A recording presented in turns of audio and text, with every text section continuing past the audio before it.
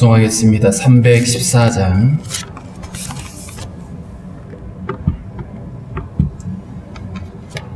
(314장입니다)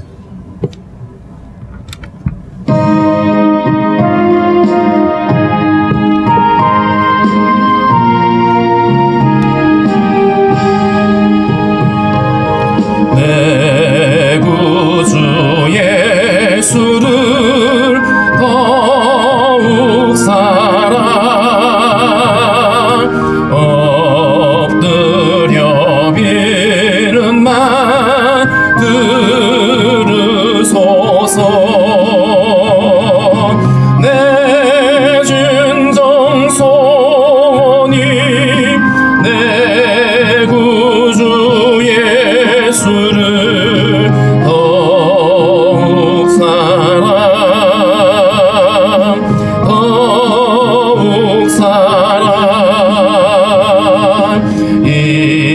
이전엔 세상 나 기뻤어도 지금 내 기쁨은 오직 예수. 다만 내비는 만 내 구주 예수를 더욱 사랑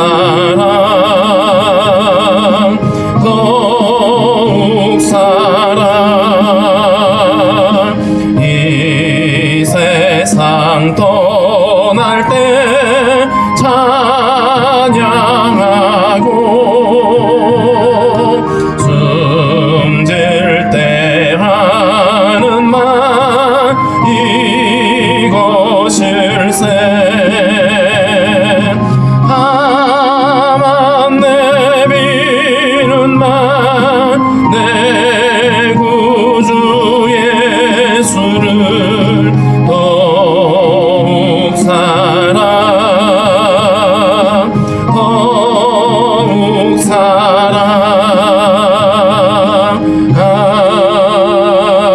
아멘. 기도하겠습니다. 하나님 아버지, 오늘도 우리에게 새 아침을 허락해 주시고 하나님을 찬양하며 기도하게 하시니 감사합니다. 설 명절을 하나님 은혜 가운데 잘 지내게 하시고 또 이렇게 하나님 앞에 나와 예배하게 하셨사오니 오늘도 우리의 모든 간구와 기도를 하시는 하나님, 주의 선하심으로 응답하여 주시기를 원하고 기도합니다. 코로나 바이러스가 창궐한 가운데 많은 사람들이 어려움을 겪고 있습니다. 하나님의 긍휼하심으로 함께하여 주시고 우리가 더욱더 낮아지며 더욱더 하나님 앞에 엎드려 기도할 수 있도록 주님 인도하여 주옵소서. 속히 이 어려움에서 벗어날 수 있게 도와주시고 하나님 아버지, 이로 인해서 우리의 삶이 무너지지 않고 예배 삶이 무너지지 아니하도록 하나님께서 도와주시기를 원하고 기도합니다. 특별히 성도들의 가정이 하나님을 경외하는 가정들 되게 하시고 주님을 예배하며 믿음으로 함께 이겨낼 수 있도록 주여 인도하여 주시기를 원합니다. 하나님 아버지, 육신의 연약함 가운데 어려움을 겪고 있는 성도들 치료하여 주시고 하나님의 능력의 손으로 어루만져 주셔서 하나님 아버지, 날마다 새 힘을 얻게 하여 주시기를 원합니다.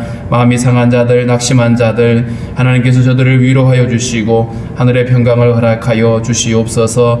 하나님 아버지, 나라 민족을 긍휼히 여겨주시고 이 나라가 다시 한번 하나님 앞에 정직히 행할 수 있게 도와주시고 무너진 모든 아버지 공의가 회복되어질 수 있도록 하나님 은혜 가운데 함께 해주시기를 원하고 기도합니다. 특별히 아버지, 지도자들이 하나님 앞에서 정직히 행하게 하시고 아버지, 모든 거짓과 불의를 내려놓을 수 있도록 주여 인도하여 주옵소서. 한국교회가 새롭게 하시고 새롭게 하시며 더욱더 말씀 안에 하나님 아버지도 깨어 있을 수 있도록 주여 인도하여 주옵소서. 오늘도 우리에게 주신 말씀 우리가 잘 이해할 수 있도록 도와주시고 깨닫는 말씀을 따라 믿음으로 행하기 부족함이 없도록 주여 인도하여 주옵소서. 오늘도 나라에 부름받은 형제들 함께하여 주시고 또 오늘 입대하는 우리 귀한 청년 안에도 하나님 역사하시며 함께하여 주옵소서.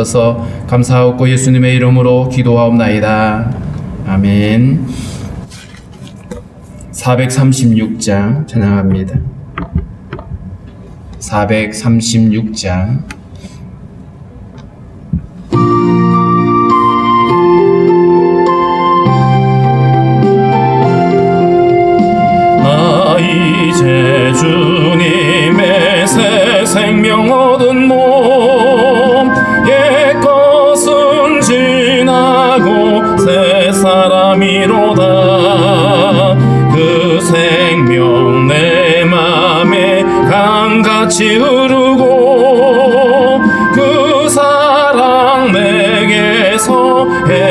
같이 빛난다. 영생을 누리며 주 안에 살리라. 오늘도 내일도 주 함께 살리라. 주 안에 감추인 새 생명 얻으니 이전에 좋던 것 이제는 값없다. 하늘의 은혜와 평화를 맛보니 찬송가 기도로 주 함께 살리라. 영생을 누리며 주 안에 살리라. 오늘도 내일도 주 함께 살리라. 산천도 조목도 새 것이 되었고 죄인도 원수도 친구로 변한다. 새 생명 얻은 자 영생을 누리니 주님을 모신 맘새 하늘이로다. 영생을 누리며 주 안에 살리라. 오늘도 내일도 주 함께 살리라. 주 따라가는 길 험하고 멀어도 찬송을 부르며 뒤따라가리라. 나 주를 모시고 영원히 살리라. 날마다 섬기며 주 함께 살리라. 영생을 누리며 주 안에 살리라. 오늘도 내일도 주 함께 살리라. 에베소서 4장 17절부터 24절입니다. 에베소서 4장 17절부터 24절까지 함께 읽겠습니다. 그러므로 내가 이것을 말하며 주 안에서 증언하노니 이제부터 너희는 이방인이 그 마음에 허망한 것으로 행함같이 행하지 말라. 그들의 총명이 어두워지고 그들 가운데 있는 무지함과 그들의 마음이 굳어짐으로 말미암아 하나님의 생명에서 떠나 있도다. 그들이 감각 없는 자가 되어 자신을 방탕에 방임하여 모든 더러운 것을 욕심으로 행하되 오직 너희는 그리스도를 그같이 배우지 아니하였느니라. 진리가 예수 안에 있는 것 같이 너희가 참으로 그에게서 듣고 또한 그 안에서 가르침을 받았을진데 너희는 유혹의 욕심을 따라 썩어져가는 구습을 따르는 옛사람을 벗어버리고 오직 너희의 심령이 새롭게 되어 하나님을 따라 의와 진리의 거룩함으로 지으심을 받은 새 사람을 입으라. 아멘. 하나님께서 애굽에서 노예로 살고 있던 이스라엘을 구원하신 다음에 그들에게 율법을 주셨죠. 그 율법을 주시면서 하셨던 말씀 안에 레위기 18장 4절에 보면 이스라엘 백성들을 향해서 이렇게 가르치십니다. 너희가 애굽에서 살 때 그 애굽의 풍속을 따라 살아가지 말고 너희가 새롭게 들어갈 그 가나안 땅에 들어가서도 가나안의 어떤 풍속을 따르지 말라라고 말씀을 하십니다. 그러면서 하신 말씀이 너희는 오직 여호와의 규례와 법도를 따라 행하라 이렇게 말씀하셨어요. 애굽에서 살 때에는 애굽의 바로 왕에게 속하여 있었고 바로의 왕의 말을 듣지 않으면 살 수 없는 사람들이었습니다. 애굽의 풍속을 따르지 않으면 핍박이 오고 이랬던 사람들입니다. 그런데 이제는 더 이상 그럴 이유가 없는 것이 이제 애굽에서 그들이 자유를 얻었고 더 이상 애굽에 속한 자가 아니고 바로의 명령을 들어야 되는 자가 아니었습니다. 그들은 이제 하나님의 백성이 되었고 이제는 하나님의 말씀을 따르는 자들로 그들의 신분이 바뀌어진 것입니다. 가나안 땅에 들어가서도 마찬가지입니다. 하나님 가나안 땅에 있는 그 원주민들을 다 내몰아 쫓아내시고 그곳에 이스라엘을 들어가게 하셨고 그 땅에 하나님 나라를 건설하게 하셨습니다. 그러므로 이스라엘이 가나안 땅에 들어가서도 가나안의 풍속에 맞춰서 살아가야 되는 것이 아니라 하나님의 백성답게 하나님의 법도를 따라 살아가도록 주님이 명령하신 겁니다. 그렇기 때문에 하나님께 속하였다는 말은 하나님의 말씀을 따르는 자들이고 늘 말씀이 기준이 되어서 살아가는 사람들임을 의미합니다. 오늘 이 에베소서 4장에 보면 17절에 그러므로라고 시작을 합니다. 이 그러므로라고 하는 것은 앞서 1장부터 3장에서 말했던 하나님께서 창세전에 우리를 예정하시고 그리스도를 통해서 우리를 거듭나게 하시고 이제는 하나님의 면전에서 거룩하고 흠없는 자로 우리를 세워두셨습니다. 그리스도를 세상에 보내시고 그리스도를 통해서 우리를 교회로 부르신 하나님, 우리를 거룩한 성도로 부르신 하나님의 계획이 어디에 있느냐 하면 우리가 하나님의 백성으로 살아가는 거였습니다. 그래서 2장에서 나와 있는 것처럼 우리가 주님을 알지 못할 때 허물과 죄로 죽었던 그때에는 우리가 그 속에서 함께 속하여서 그 가운데 행했다. 그러면서 그 특징이 뭐였냐 하면 마음과 육체가 원하는 대로 살았다 이렇게 말했습니다. 우리의 마음과 육체가 원하는 이런 대로 살아가다 보니까 결국 나타나는 것이 뭐였냐 하면 육신의 정욕을 따르고 그 다음에 안목의 정욕을 따르고 이생의 자랑을 추구하던 그런 삶이었습니다.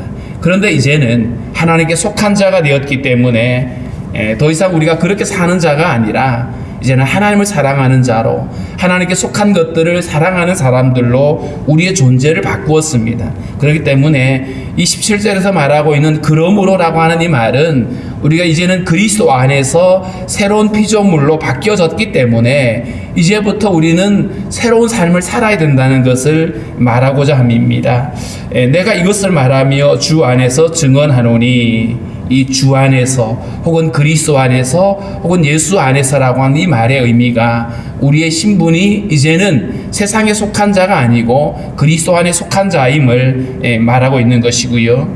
이제부터 너희는 이렇게 했습니다. 이제부터 이전까지는 우리가 주님을 알지 못한 채로 내 욕심에 이끌려서 세상의 유행을 따라서 살아왔던 우리들이지만 이제는 그럴 수 없다는 거죠. 왜냐하면 이제는 우리의 신분이 바뀌어졌고 존재가 바뀌어졌기 때문입니다. 이제부터 너희는 이방인이 그 마음에 허망한 것으로 행함같이 행하지 말라 이렇게 말했어요. 여기서 이방인이라고 하는 것은 하나님을 알지 못하는 자들, 옛 생명으로 살아가는 사람들입니다. 이 에베소 교회 성도들에게 편지를 하면서 이방인이라고 표현했잖아요. 여기서 이방인처럼 행하지 말라라고 하는 것은 이 에베소 사람들이 유대인 입장에서 봤을 때는 이방인이거든요. 그런데 바울은 더 이상 이들이 이방인이 아니라고 말하고 있습니다. 그리스도 안에서 새로운 피조물이 되어졌기 때문에 이들은 함께 성도가 되어진 자들이죠. 그래서 더 이상 이방인처럼 예수님을 알기 이전의 삶을 살지 말라라고 말합니다. 이방인의 삶의 특징이 뭐냐 하면 그 마음에 허망한 것으로 행하였다라고 말합니다. 마음에 허망한 것을 가지고 행했다. 결국 그 주님을 알기 이전에 우리의 삶을 움직이던 가치가 뭐였냐 하면 허망한 것들이었어요. 영원하지 않는 것들, 이따가 없어질 것들이 우리의 삶을 움직여 왔습니다.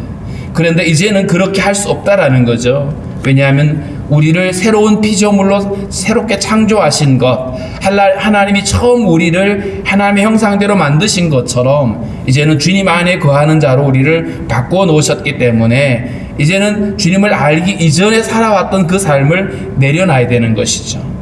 이방인이 그 마음에 허망한 것으로 행함같이 하나님을 마음에 두기를 싫어하고 마음과 육체가 원하는 대로 살아가던 그 삶을 이제는 그렇게 살아서는 안 된다라고 말하죠. 18절에 그들의 총명이 어두워지고 총명이 어두워졌다.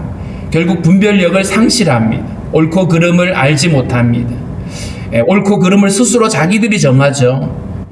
하나님께서 선과 악을 주님께서 정해 놓으셨는데 사람들이 하나님을 마음에 두지 않으니까 결국 분별력이 사라지고 무엇이 옳고 그른지를 알지 못해서 그저 내가 좋으면 좋은 것, 내 마음이 끌리면 그게 좋은 거라고 착각을 하고 있는 그런 삶입니다. 총명이 어두워졌고요.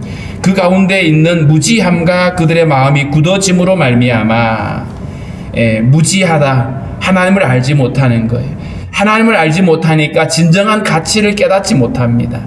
땅에 보이는 것들, 만져지는 것들에만 가치를 부여하게 되다 보니까 진짜가 뭔지를 모르는 거예요. 그래서 하나님을 알지 못하면 무지할 수밖에 없습니다. 왜냐하면 반쪽짜리만 보게 되니까요. 보이는 세계만 만족하게 되기 때문에 그렇습니다. 그들의 마음이 굳어졌다라고 말합니다. 마음이 굳어졌다는 말은 사실은 죽은 자의 모습이죠. 이 죽은 자의 모습, 하나님의 생명에서 떠나 있습니다. 말씀에서 멀어져 있고 하나님과 무관하게 살아가고 있는 모습들, 마치 그 포도나무 비유에서 말하고 있는 것처럼 나무에서 잘려나간 가지입니다. 이미 죽은 가지인 거죠.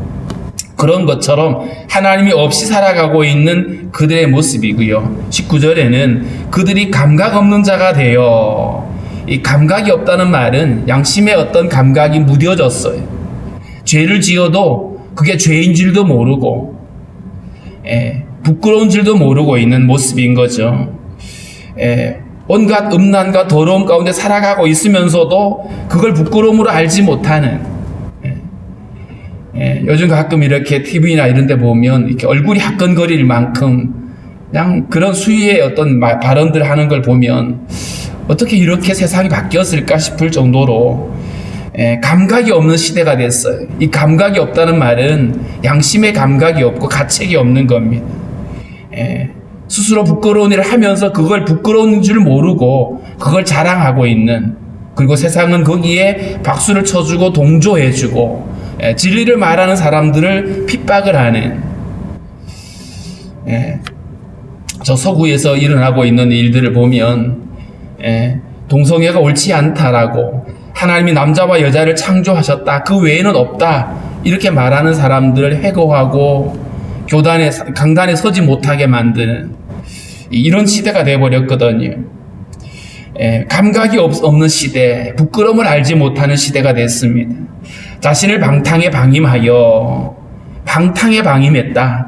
그 부끄러운 것들에 그냥 내어놓고 있는 것이죠. 모든 더러운 것을 욕심으로 행하되, 결국은 쾌락을 추구하고 살아가는, 육체의 어떤 만족을 추구하고 살아가고 있는 이들의 모습이 양심이 굳어져 있고 잘못을 깨닫지 못하고 부끄러움을 알지 못하는 모습으로 살아가고 있습니다. 그러면서 자기들에게 동조하지 않는 자들에 대해서는 차별주의라고 이렇게 책망을 하고 비난을 하고 있는 이런 시대로 자꾸만 흘러가고 있습니다. 적어도 우리가 주님을 알기 전에 그냥 우리의 욕심을 따라 살아가던 삶이었다라면 그럴 수밖에 없는 삶이었다. 자, 그런데 적어도 이제 우리가 그리스도인이 되어졌다라면, 그리스도 안에서 성도가 되어졌다라면 이전의 삶을 살 수는 없습니다.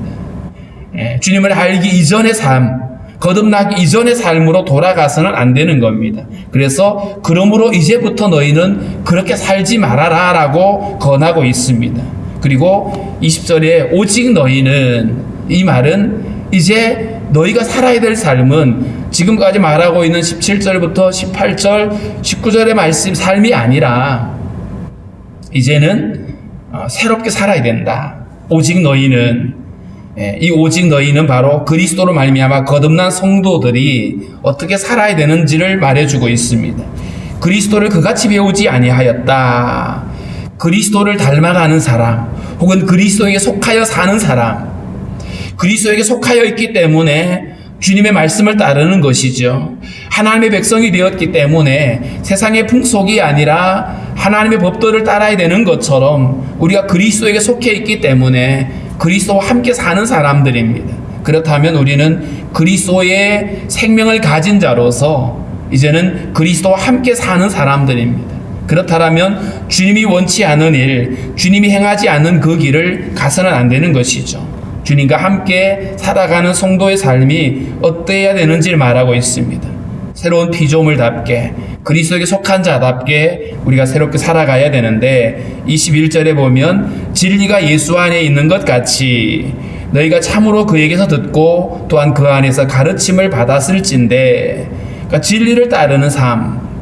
하나님이 애굽에서 나온 사람들에게 이제는 애굽의 풍속이나 가나안의 풍속이 아니라 하나님의 규례와 법도를 지키라고 하셨던 것처럼 예수께서 우리를 거듭나게 하시고 이제 우리에게 진리를 따르라고 말씀하고 있는 겁니다. 진리 대신 예수 그리스도, 주님을 따라가는 삶을 살아가라고 말씀하고 있고 늘 주님의 가르침에 귀를 기울여야 된다라고 말하고 있죠. 그래서 진리가 예수 안에 있는 것처럼 이제는 우리는 그 진리를 따르는 삶이라고 말하고 있습니다. 그래서 주님으로 우리가 가르침을 받았다라면, 주님을 따르는 삶이라면 마땅히 너희는 유혹의 욕심을 따라 썩어져가는 구습을 따르는 옛사람을 벗어버려야 된다. 옛사람은 우리가 주님을 알기 이전의 삶, 거듭나기 전에 우리의 삶이죠.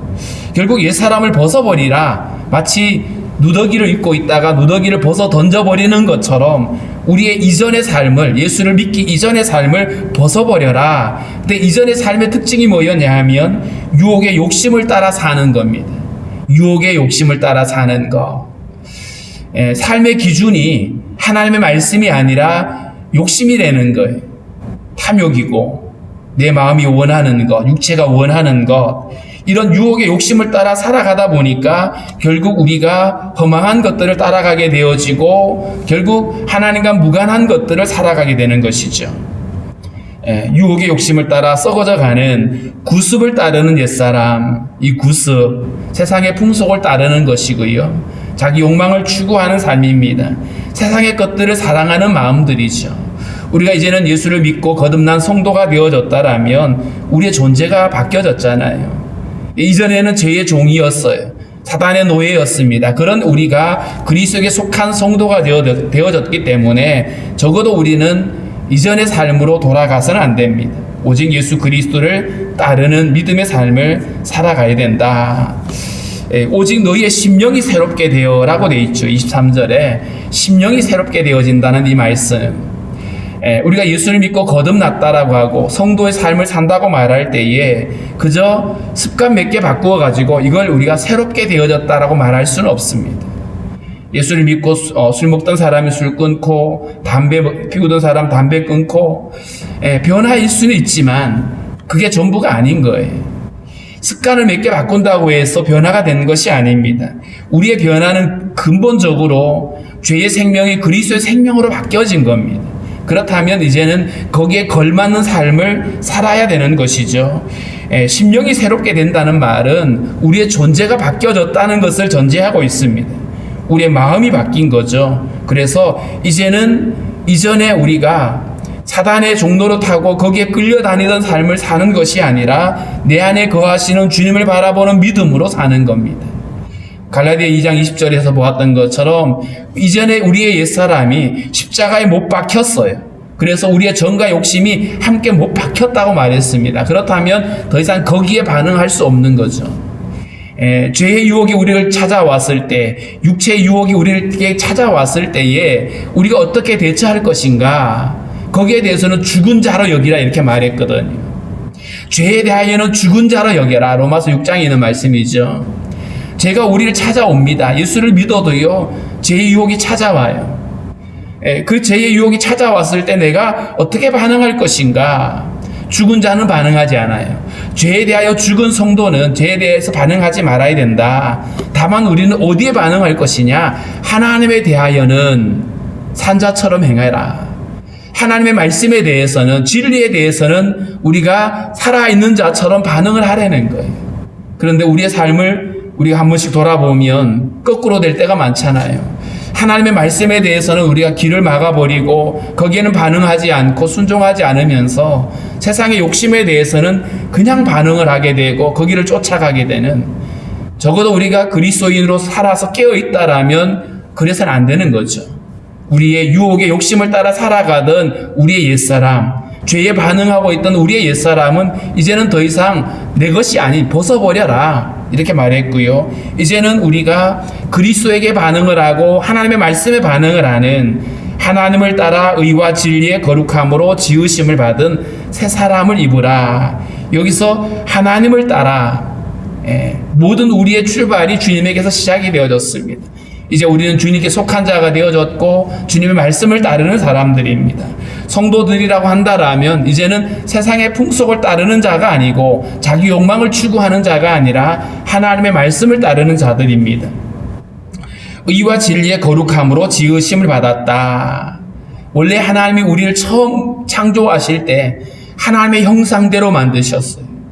하나님의 형상대로 만들고 하나님의 생명을 부어주셨는데 우리가 이제 죄 때문에 그 모든 것들을 다 잃어버렸잖아요. 그런데 그리스도를 통해서 우리를 거듭나게 하고 우리를 새로운 피조물로 만들어 주셨습니다. 그러므로 의와 진리의 거룩함으로 지음을 받았다는 말은 그리스도를 통해서 우리가 새 사람이 되고 새 생명을 얻었다라고 하는 이런 의미죠. 그렇다면 마땅히 우리는 진리를 좇아서 의로운 삶을 살아야 됩니다. 의와 불의를 우리가 구별하고 마땅히 우리가 행할 바를 행해야 되는 것이죠. 그래서 성도들이 날마다 진리를 바라보고 진리의 말씀을 따라서 하나님이 원치 않은 일들을 멀리하고 진리를 따라 살아가야 됩니다. 그럴 때 우리의 삶이 거룩한 삶으로 살아가게 되는 겁니다. 성도의 삶의 특징은 거룩함이죠. 거룩하신 하나님과 동행하는 삶입니다. 우리 삶에 하나님이 동행하기 위해서는 언제나 우리의 삶이 그리스도 안에서 거룩함을 유지할 수 있어야 됩니다.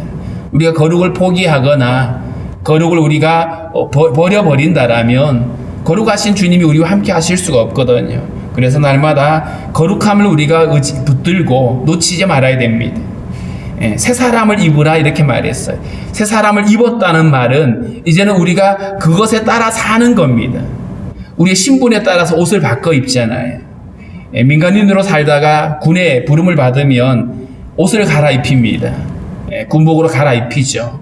군복을 입었다는 말은 군율에 따라 살아가는 것을 의미합니다. 새 사람을 입었다라고 하는 것은 이제 새로운 가치와 새로운 진리를 따라서 살아가는 사람들을 말하는데 우리가 그리스도로 세례를 받게 되고 예수의 이름으로 세례를 받고 우리의 신분이 바뀌어지는 겁니다. 그래서 그리스도로 옷 입었다라고 표현했잖아요.